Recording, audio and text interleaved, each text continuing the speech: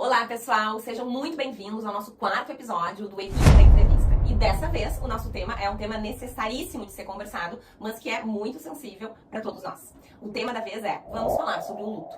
Temos uma convidada muito especial aqui hoje, Carolina Clos, que além de psicóloga clínica e colega de consultório, ela também atua como psicóloga hospitalar no Hospital da Santa Casa, aqui de Porto Alegre. Ela tem especialização em terapia do esquema, em terapia sistêmica, terapia de família e, além disso, em intervenção em situações de luto. Obrigada, gurias. É um prazer estar aqui hoje, poder conversar com vocês e contribuir com essa temática que é tão importante e que é super pouco falada, né? É um tabu, muitas vezes, acho que é uma dificuldade da população em geral, mas eu sempre digo que são duas certezas na vida, né? A vida e a morte. Então, como é importante vocês estarem proporcionando esse diálogo aqui hoje, né, e psicoeducando pessoas que passam, né, todos nós passamos por algum tipo de perda, então acho que é muito importante esse momento que a gente está passando aqui, que a gente está conversando. Para começar, Carol, nos conta assim, o que é o luto, afinal de contas? Existe um jeito certo de viver esse processo? Então, uma resposta natural, né, uma perda propriamente, não só perda por pessoa, acho que isso é super importante, a gente fala de luto como perda em relação ao trabalho, que daqui a pouco está se aposentando, né, um término de um relacionamento, a saída de um filho de casa. Então, o luto, ele tá presente na vida de todo mundo de alguma forma. Mas, lógico, pensando em perda propriamente dita, assim, da morte de alguém querido, especial, a gente vai pensar que tem vários fatores que acabam interferindo nesse processo, como o tipo de vínculo, né, as crenças, a história de cada um, a cultura, então, até a própria morte, como foi, se foi repentina, né, então, tem vários fatores, assim, que também não tem um jeito certo, então tem vários fatores que vão contribuir para que esse luto venha, né, ser mais complicado ou não, prolongado ou não. É muito único e particular, né, o processo de luto, o jeito de que cada um vai viver, não tem um jeito certo. E Carol, nos conta uma coisa, quais que são os mitos mais comuns que tu escuta em relação a essa experiência de luto? Eu fico pensando muito mito, mas também medo, né, o medo de falar. Então, muitas vezes as pessoas vêm com aquela ideia assim de, eu não vou puxar esse assunto porque vai doer mais. E muito pelo contrário, a gente entende, né, a psicologia, assim, a gente entende que é super importante falar sobre a perda, né? É uma forma de elaborar, muitas vezes. Então, outros mitos, assim, de que tem um curso linear que, né, tem um início, meio e fim, e não é bem assim, né? A gente fala em etapas do luto e tu pode estar na 5ª etapa do luto e daqui a pouco voltar pra 2ª.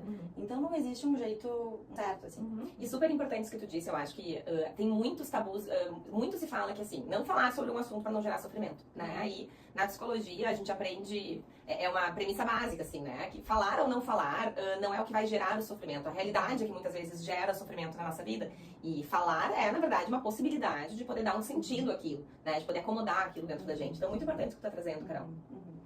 Mas é isso, assim, acho que dos mitos a gente pode pensar nesse mito e acho que talvez não seja um mito, seja um medo da população em geral, né? Falar sobre perda não é fácil, então a gente também não sabe muitas vezes como reagir, né? O que falar, então a gente tem às vezes essa barreira, mas é um mito. E como que a gente pode saber se o luto, o processo de luto, ele tá se desenvolvendo de uma forma saudável ou de uma forma patológica, que necessite de ajuda profissional? A gente pensa assim que tristeza profunda, né, as sintomatologias como cansaço extremo, apatia, falta de apetite, são sintomas normais nesse início, né? A pessoa talvez ela vai demorar um pouco a conseguir voltar para sua rotina, para suas responsabilidades, mas uma hora ela consegue, então a vida vai voltando ao normal. A gente entende que tá causando um sofrimento maior, que tá talvez se tornando um luto complicado, quando a pessoa fica nesse mundo mais apático, assim, evitando voltar para as relações sociais, para os compromissos, às vezes pensando até na própria morte. Então a gente acredita que nesses momentos é imprescindível a ajuda de um profissional. Lógico que não seja, né, quando acontece um luto e a pessoa está vivendo o curso normal, né, dessas sintomatologias de tristeza, mas nessas situações são imprescindíveis. Interessante, né, porque ao mesmo tempo em que a gente precisa falar sobre o luto, né, e conversar com a pessoa enlutada também sobre a situação, é importante olhar para esse comportamento evitativo como um todo, para cuidar que isso não aconteça na vida da pessoa, né, que ela não só não deixe de falar sobre o acontecimento, mas ela não deixe de fazer as coisas que ela fazia, encontrar as pessoas que ela encontrava, né, poder ter uma retomada gradual da vida também. Com certeza. E entender de novo, assim, luto é processo, né, então também é um processo voltar para essa vida normal, né, das responsabilidades, não é agora eu tenho que, também existe essa questão de muitas vezes, né, voltando pro mito um pouquinho, eu tenho que voltar, esse é o tempo certo. Não tem tempo certo, o teu tempo vai ser o teu tempo, o meu vai ser o meu, e assim por diante, né. Carol, tem alguma coisa que costuma ajudar as pessoas a atravessarem esse processo de luto que as pessoas acabam não fazendo? Não sei se não fazendo, mas por vezes não tendo a rede necessária, né, eu sempre digo que rede de apoio é algo fundamental nesse momento, então muitas vezes a pessoa enlutada ela não vai conseguir nomear suas necessidades de uma forma muito clara. Então, o quanto é importante de ter pessoas ali próximas que sejam o ego auxiliar, assim, de, posso te ajudar indo no super, né, ou vou no super. Então, tomando decisões. Tem alguma coisa na tua agenda que tu quer desmarcar, eu posso fazer isso por ti. E muitas vezes estando ali junto, às vezes, eu digo assim, até nas situações do cotidiano, onde eu acabo, né, atendendo pessoas enlutadas, não tem muito o que eu diga, eu sempre saio de antemão dizendo que eu não tô aqui pra tirar a tua dor. Então, as pessoas, a rede de apoio não vai tirar a dor, mas vai estar ali para acolher, para estar num silêncio, para estar junto, para fazer um toque, dar um abraço, né? Daqui a pouco, outras atitudes, por exemplo, datas importantes, datas como Natal, Ano Novo, data da morte. A gente não tá passando por isso, mas a pessoa que tá passando, para ela é muito significativo. Então, mandar uma mensagem, perguntar se a pessoa quer fazer alguma coisa no dia, é uma forma de ajudar. E pegando esse gancho, o que talvez tu possa nos dar uma orientação pro pessoal, assim, que coisas são adequadas de dizer e o que não dizer em momentos, sabe, para pessoas que estão lutadas? Acho bem pertinente, né, porque às vezes as pessoas querem ajudar e acabam que não, né, eu acho que coisas muito clássicas, assim, que vem, como é que tu tá? Geralmente a pessoa vai dizer, não, tá tudo bem, né? Se não tem tanta intimidade, ela não vai responder de forma genuína. Outra coisa, foi melhor pra ele não sofreu tanto. Não, a gente não tem como saber. Ou, eu sei o que tu tá passando, eu já passei por isso. De novo, o luto ele é algo muito individual, singular.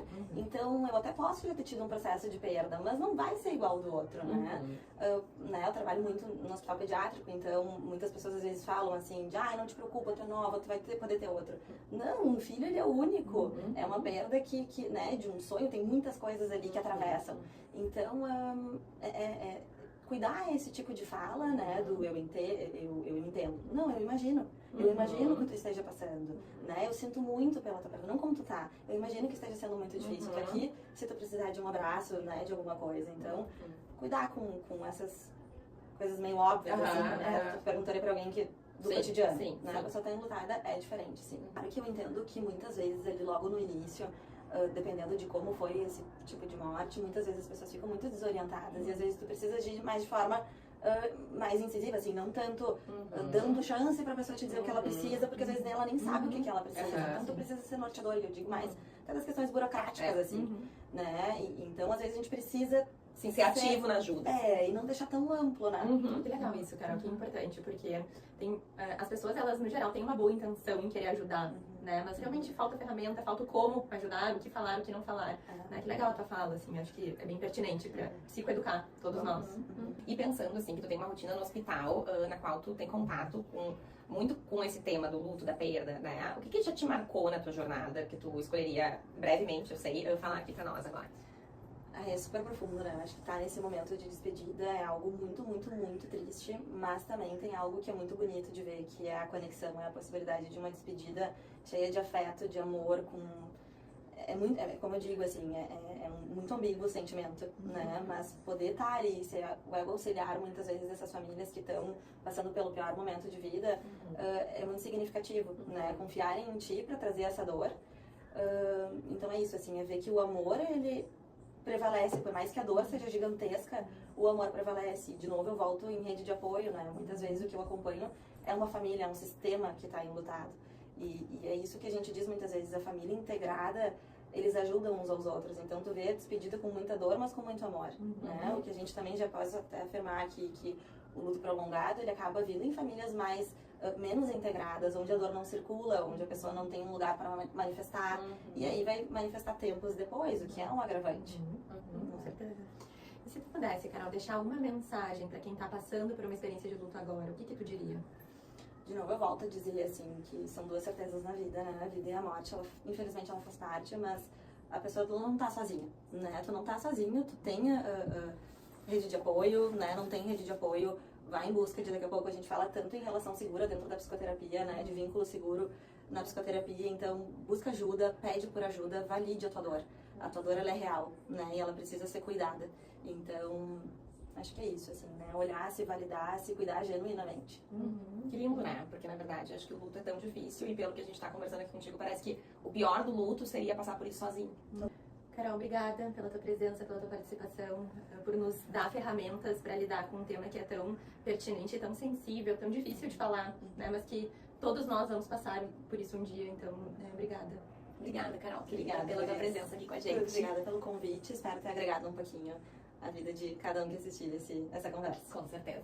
Pessoal, obrigada pela audiência. Fiquem ligados que em breve a gente vai seguindo com as nossas entrevistas.